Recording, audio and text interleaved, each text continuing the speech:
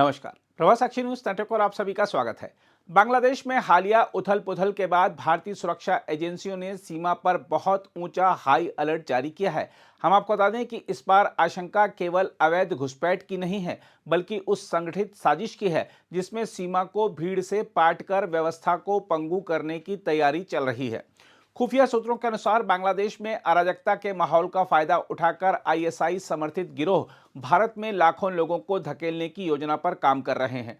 मकसद है अव्यवस्था फैलाना और पर्दे की आड़ में आतंकी तत्वों की घुसपैठ कराना। मीडिया रिपोर्टों में सूत्रों के हवाले से कहा गया है कि यह दबाव खास तौर पर पश्चिम बंगाल के चुनाव के आसपास तेज किया जाएगा। राज्य विधानसभा चुनाव में मुकाबला कड़ा होने की उम्मीद है और हिंसा की आशंका को देखते हुए सुरक्षा बल पहले से सतर्क हैं। बताया जा रहा है कि आईएसआई की योजना यह है कि भीड़ के बीच प्रशिक्षित आतंकी भी सरका दिए जाएं ताकि पहचान और रोकथाम कठिन हो जाए।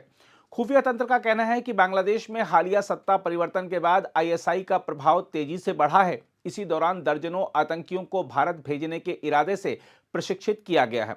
असम, त्रिपुरा और पश्चिम बंगाल के नदी किनारे के रास्ते, कम दृश्यता वाले रास्ते और घने वन क्षेत्र इस साजिश के लिए चुने गए हैं। यही वे इलाके हैं जहां निगरानी चुनौतीपूर्ण होती है और भीड़ की आड़ में घुसपैठ आसान होती है। सबसे चिंताजनक पहलू यह है कि योजना दोहरी है। एक तरफ बांग्लादेशी और रोहिंग्या आबादी को सीमा पार भेजकर जनसांख्यिकी दबाव बनाने की तैयारी है, तो दूसरी तरफ प्रशिक्षित आतंकी अलग जत्थों में घुसेंगे। खुफिया जानकारी के अनुसार इन लोगों को आर्थिक तंगी का लालच देकर चुना जाता है, फिर उन्हें विशेष शिविरों में रखा जाता है। इन शिविरों को दो हिस्सों में बांटा गया है। एक हिस्से के लोग केवल बसावट और दबाव के लिए होते हैं, जबकि दूसरे हिस्से के लोग हिंसक गतिविधियों के लिए तैयार किए जाते हैं। बताया जा रहा है कि यह साजिश केवल सीमावर्ती राज्यों तक सीमित नहीं है। एक बार घुसपैठ सफल होने पर इन तत्वों को जम्मू कश्मीर, दक्षिणी राज्यों और महाराष्ट्र जैसे इलाकों में फैलाने की योजना है। यानी लक्ष्य पूरे देश की आंतरिक सुरक्षा है। देखा जाए तो 1971 में पराजय के बाद पाकिस्तान ने समझ लिया था कि सीधी जंग से कुछ हासिल नहीं होगा। तब से छद्म युद्ध की यह राह चुनी गई थी, जो कि आज तक जारी है। 1973 में भारतीय खुफिया एजेंसियों को पता चला था कि जमात-ए इस्लामी और आईएसआई ने मिलकर भारत में अवैध घुसपैठ के जरिए जनसांख्यिकी बदलाव का खाका बनाया था। मकसद था बहुसंख्यक समाज में असुरक्षा पैदा करना और फिर सांप्रदायिक टकराव भड़काना। उस समय यह योजना पूरी तरह सफल नहीं हो सकी थी, क्योंकि बांग्लादेश में भारत मित्र सरकारें थीं। आज हालात बदले हैं। सत्ता परिवर्तन के बाद आईएसआई समर्थित जमात का प्रभाव बढ़ा है और यही उन्हें खुला मैदान देता है। देखा जाए तो भारतीय सुरक्षा एजेंसियों के सामने चुनौती बहुस्तरीय है। सरकार को सीमा प्रबंधन में तकनीक, बल और खुफिया तंत्र का और निर्भीक तरीके से इस्तेमाल करना होगा। नदी किनारे और वन क्षेत्रों में विशेष निगरानी, त्वरित पहचान और कड़ी कार्रवाई जरूरी है। साथ ही देश के भीतर भी स्पष्ट संदेश जाना चाहिए कि अवैध घुसपैठ और आतंक के प्रति शून्य सहनशीलता है। बहरहाल, आइए देखते हैं बांग्लादेश के हालात और वहां पाकिस्तान की भारत विरोधी साजिश को कैसे देख रहे हैं रक्षा सुरक्षा मामलों के विशेषज्ञ प्रफुल्ल बख्शी। देखिए, ऐसा है, ये तो जो वीसा सेंटर्स बंद करना, ये तो रिटेलिएटरी एक्शन है। इस पे ज्यादा तवज्जो मत दीजिए, ये तो इन्होंने करना ही था। क्वेश्चन ये है बांग्लादेश में हो क्यों रहा है। सारी प्रॉब्लम तो वहां पे है कि हिंदुओं पे अत्याचार हो रहा है। वो कब से नहीं हो रहा है, वो तो 1946 से हो रहा है, वो सदैव होता रहा है। वो तो जब पाकिस्तानियों ने इनके ऊपर अत्याचार शुरू किया तो भारत ने बड़ी दरियादिली दिखाई और इनको प्रॉब्लम से बाहर निकाला, इनको पैदा किया, बांग्लादेश क्रिएट किया। पर बेसिकली जो डिवाइड है, जो हिंदू मुस्लिम का डिवाइड होता है, वो इतना गहरा होता है कि उसको आप कर नहीं सकते।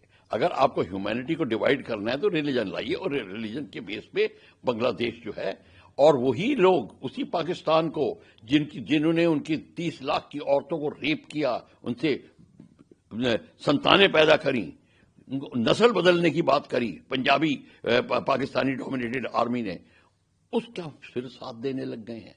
तो आप सोच लीजिए कि कॉल ऑफ द रिलीजन कितनी स्ट्रांग होती है। और यही बात आप देख रहे हैं। तो इसको लेके अब ये रिटेलिएटरी एक्शन था।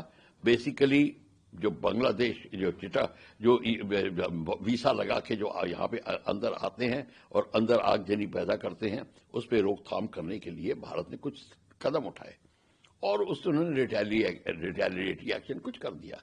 वही कल हम उनका किसी बशिंदे को निकालेंगे अपने एम्बेसी से फॉर इलीगल एक्टिविटीज, वो भी ऐसे 2 बंदों को निकालेंगे। ये रिटेलिएटरी एक्शन होता है, इसमें ध्यान न दीजिए। बेसिकली क्या बात है, ये जो प्रॉब्लम खड़ी हुई है, ये प्रॉब्लम है आउटसाइड इंटरवेंशन इत्यादि इत्यादि के कारण, और पाकिस्तान के डायरेक्ट इन्वॉल्वमेंट है।